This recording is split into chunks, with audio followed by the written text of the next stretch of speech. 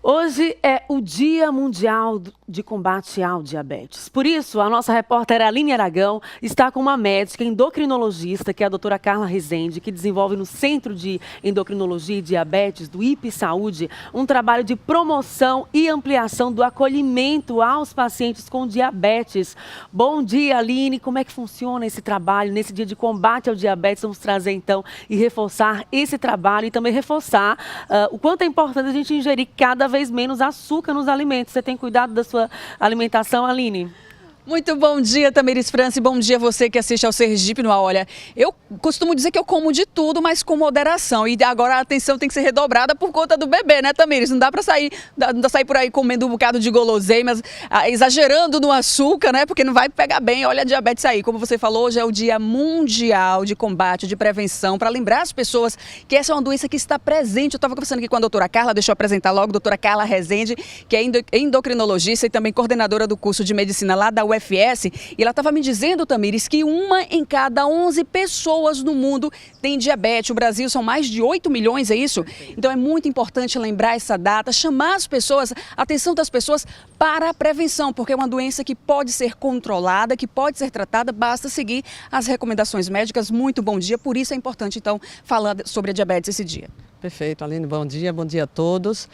O Dia Mundial de Diabetes, a comemoração do dia, na verdade, é uma chamada de atenção, né, para que as pessoas busquem as unidades de saúde, façam exames para detectar uma doença que está muito comum e hoje é considerada uma pandemia, como você bem disse. 1 a cada 11 pessoas no mundo tem diabetes, né? E isso atinge 450 milhões de pessoas no mundo, né? Então é uma doença que, assim, os sintomas dela, elas são tardios, então muita gente tem e não sabe. E a gente só sabe se a gente procurar os médicos, os clínicos ou as equipes de saúde na unidade de saúde da família para fazer o examezinho de glicemia para detectar a doença. A cada 2 pessoas que têm diabetes no mundo, uma não sabe. O melhor é prevenir. Como fazer essa prevenção? A prevenção do diabetes vem numa melhora da qualidade do estilo de vida que a pessoa está levando, tá?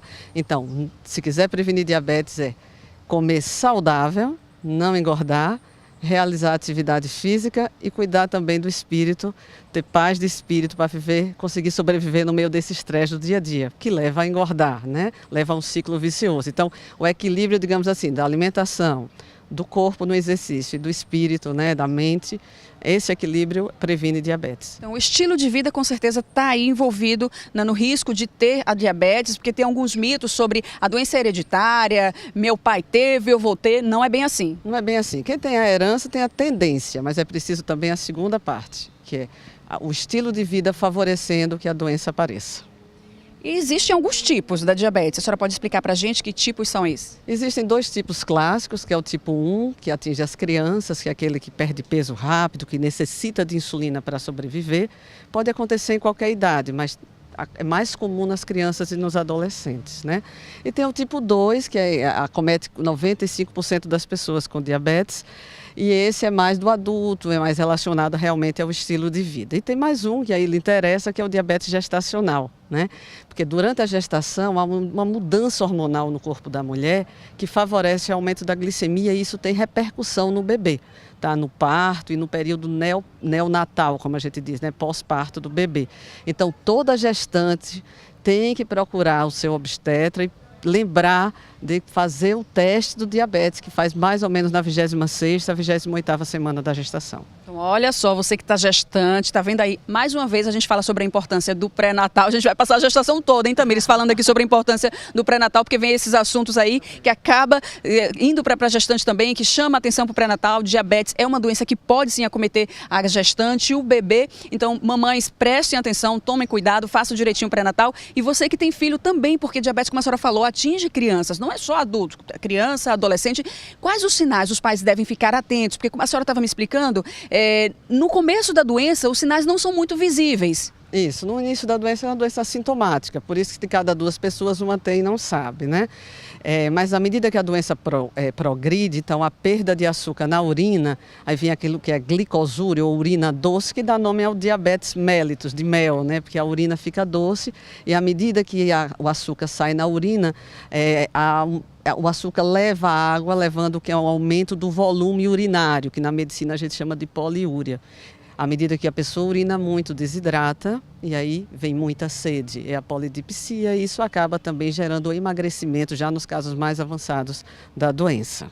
Lembrar sempre de consultar o médico, procurar fazer o exame preventivo pelo menos uma vez por ano para poder conferir se está direitinho as taxas lá da glicemia. E aí tem as complicações, uma delas o famoso pé diabético, as amputações, né, que são muito comuns. Aqui em Sergipe, inclusive, a gente tem muitos casos de amputações. Perfeito. A causa mais comum de amputação no Brasil inteiro, em muitas partes do mundo, é diabetes. Mesmo em hospitais gerais como o USE, por exemplo, que é o hospital de urgência, mas diabetes ainda é a principal causa de amputação.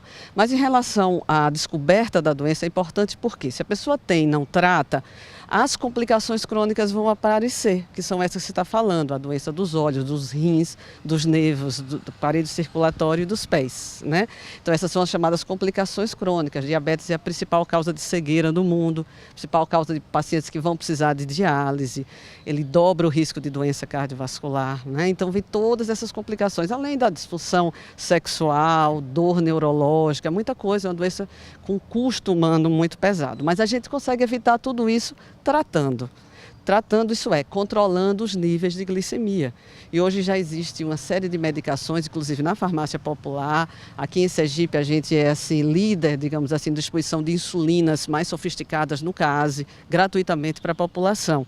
Mas a gente só vai conseguir fazer isso se souber que tem a doença e se procurar o cuidado médico. Não pode fazer de conta que não existe o problema ou deu alterado e guardar o exame, porque isso só vai fazer com que a doença progrida sem nenhum tipo de atitude para fazer com que ela consiga, né, dar uma parada na evolução e, consequentemente, isso ajude no controle dos níveis de açúcar do paciente. Doutora Tamires começou falando sobre esse trabalho que é desenvolvido no IPS Saúde, de acolhimento ao paciente. Como é que funciona esse trabalho que a senhora também desenvolve lá no IPS Saúde? No IPS Saúde é um sistema previdenciário, né, por funcionários do Estado, e que o IPS tem um centro de diabetes, que há 2 anos e meio a gente vem trabalhando conjuntamente com a gestão do IPS para melhorar a qualidade do atendimento, né? Então, nesses 2 anos e meio, nós triplicamos o número de acessos de pacientes atendidos por mês, dobramos a equipe que está lá atuando conosco, né, conseguindo um impacto enorme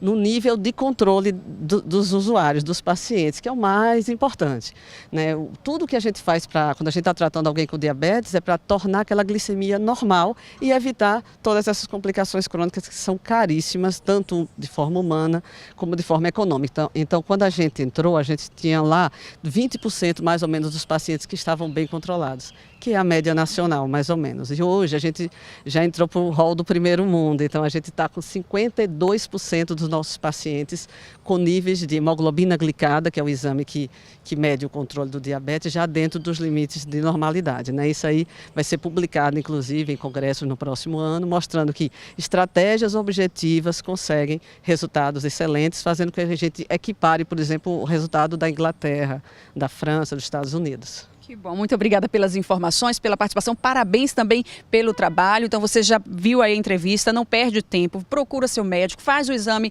lá anual de sangue para saber como é que estão as suas taxas de glicemia, porque prevenir é o melhor caminho, é a melhor opção. E se você já tem a doença, como a doutora falou, é possível sim conviver com diabetes, tendo qualidade de vida, basta seguir as orientações médicas. Pode, eu vou deixar ela fechar. Então eu queria fazer assim uma solicitação à população sergipana, às unidades básicas de saúde, né?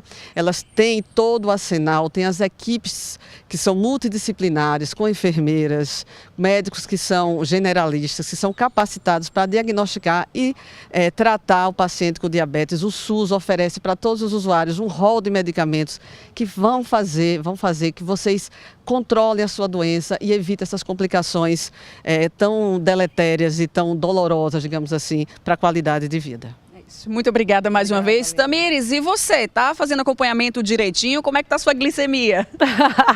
Olha, eu reduzo o açúcar ao máximo, inclusive já tomo café, inclusive sem açúcar, suco também sem açúcar e sem adoçante, porque adoçante em grande quantidade é a mesma coisa que açúcar. E nós que somos mamães, temos que incentivar as crianças, né, Aline, a comer biscoito sem recheio, né?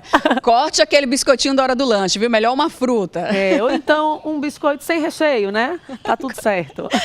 Pode deixar que lá na hora do intervalo eu vejo o que você está comendo. Vai me fiscalizar. Bom dia, Aline. Até já já.